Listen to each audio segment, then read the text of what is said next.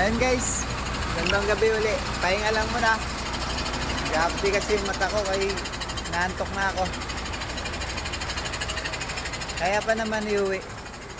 Lakad-lakad lang muna para iwas disgrasya.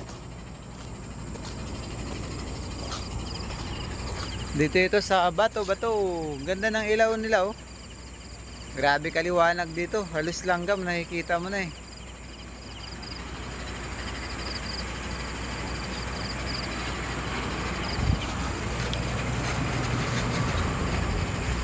Solar lang yan lahat.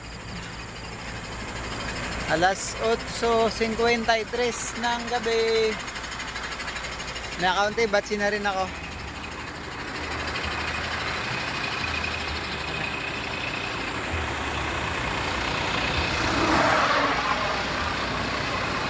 Go petrol lang sa Kalam. JP56.